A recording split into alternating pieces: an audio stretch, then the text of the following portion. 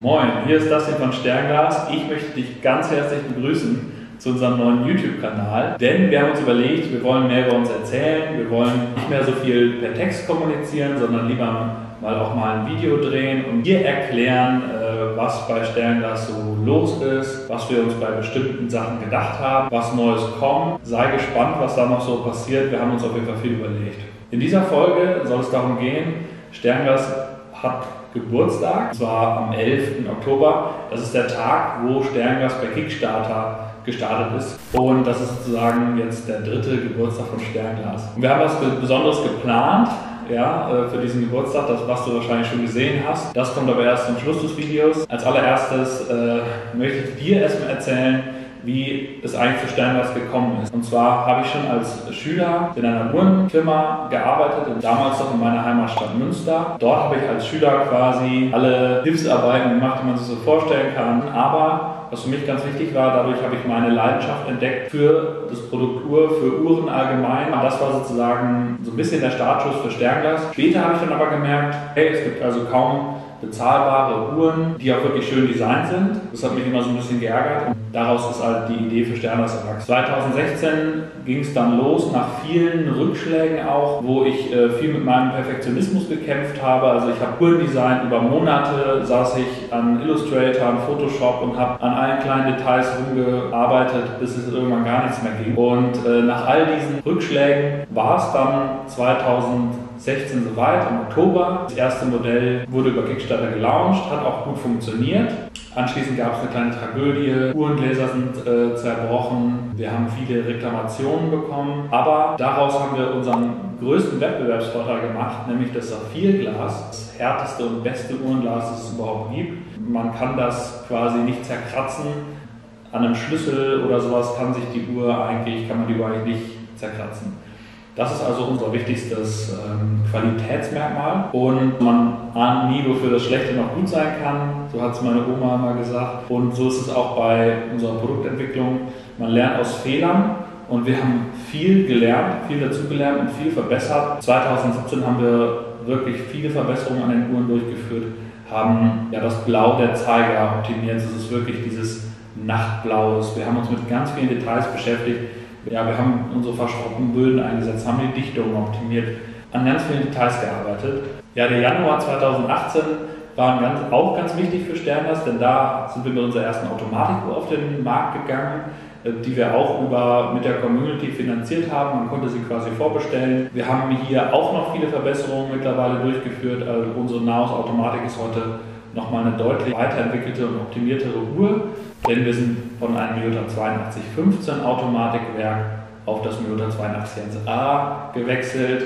Grund ist, dass auch das 82.1a macht deutlich weniger Geräusche und es sieht optisch deutlich besser aus. Wir haben dann auch angefangen, individuell den Rotor zu gravieren, was damals so in der Preisklasse auch nicht üblich war und vor allen Dingen andere Hersteller einfach auch nicht gemacht haben. Somit haben wir da noch eine individuellere Optik reinbekommen. 2018 war dann für uns auch insofern wichtig, als dass wir auch Ende des Jahres neue Modelle gelauncht haben. Wir haben uns im Sinne des Bauhausgedanken teilweise auch bei den Gehäusen geometrischer ausgerichtet. Mit dem Topograph zum Beispiel auch eine sehr technische Uhr, die nochmal eine ganz andere Energie auch in die Marke bringt und eine ganz andere Dynamik auch im Bereich der Produktpalette. Und dieses Jahr gab es auch nochmal einige spannende neue Modelle. Wir haben viele Editionen rausgebracht. Wir haben die Basalt rausgebracht und sind dann nochmal in eine sportlichere Richtung gegangen, haben da auch nochmal eine ganz andere Story reingebracht, basiert auf Vulkan. Wir haben die Zirkel inkrementell verbessert, indem wir da auch das Uhrwerk gewechselt haben. Wir sind vom 82.1a aufs 9015 gewechselt, das ist deutlich flacher, aber auch nochmal deutlich hochwertiger. Dadurch wird die Uhr natürlich auch teurer, aber dadurch wird sie eben auch flacher und nochmal ein bisschen gefälliger. Denn wir haben viel Feedback bekommen, dass die alte Zirkel vielen Trägern ein bisschen zu dick war und dass die Anstöße der Uhren auch vielleicht ein bisschen zu kantig, zu eckig waren. Haben wir da also nachgelegt. Wir haben unseren Klassiker, die Naos, endlich auch mit blauem Sonnenschliff herausgebracht, um nochmal ein bisschen mehr Farbigkeit reinzubringen. Und ein ganz besonderes Produkt, was wir im August herausgebracht haben, ist unsere Naos Bauhaus-Edition zum 100-jährigen Jubiläum des Bauhauses. Genau damals vor 100 Jahren wurde das Bauhaus gegründet, die Gestaltungsschule, der sich hinterher auch viele Designer, Künstler, Produktentwickler angeschlossen haben und auf Basis der Prinzipien des Bauhaus Produkte, aber auch Kunstobjekte gestaltet haben. Also diese Bewegung ist dieses Jahr 100 Jahre alt geworden, und um das zu honorieren, weil das Bauhaus auch unsere Inspirationsquelle ist, haben wir uns überlegt, dass wir dazu eine Edition machen. Wir haben das Ziffernblatt, ja quasi in der Mitte wölbt sich das hoch zum Glasrand, dadurch wirkt die Uhr nochmal schlanker, aber hat auch nochmal eine ganz andere Tiefe. Und wir haben inspiriert von Bauhauszeichnungen das Ziffernblatt schwarz und weiß gemacht, hat so ein bisschen was von Yin und Yang, in dem Falle aber, wie gesagt, ist es inspiriert von einer alten Bauhauszeichnung, die wir hier sehen. Ein weiterer toller Aspekt der Uhr war, dass wir die Rückseite mit einem speziellen Bauhausmuster graviert haben, was auch toll angekommen ist und was die Uhr zum wirklichen Bauhaus-Liebhaberstück macht. Das einzige Problem war, die Uhr war limitiert, das heißt, es gibt sie nicht mehr und es wird sie auch nicht nochmal geben, und nach 3 Tagen waren alle Exemplare ausverkauft. Das ist natürlich auch irgendwie toll, dass es so gut ankommt.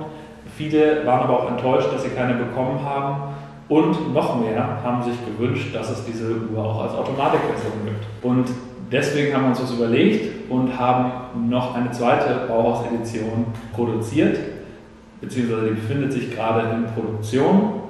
Und zwar gibt es eine zweite Bauhaus-Edition, diesmal auch als Automatik und wieder mit ähnlichen Gestaltungsmerkmalen. Allerdings ist diesmal die Farbe des äußeren schwarzen Rings wandert nach innen, das heißt der innere Ring ist schwarz und der äußere ist weiß, aber es ist eine vollwertige weitere Bauhaus-Edition in Automatik und es ist wieder limitiert, es gibt nur 750 Stück.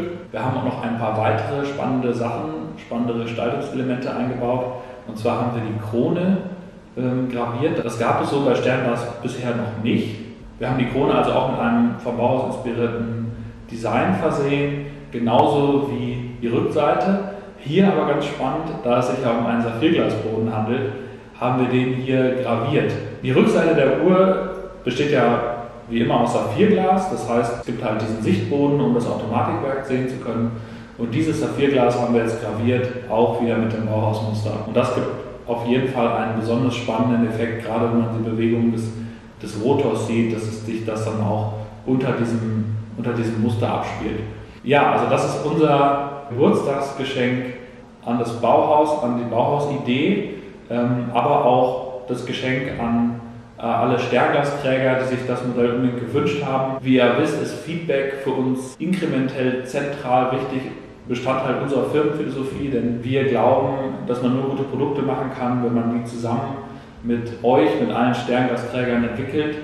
Und ja, das ist jetzt das Produkt, sage ich mal, dieses Community-Gedankens. 750 Stück sind verfügbar.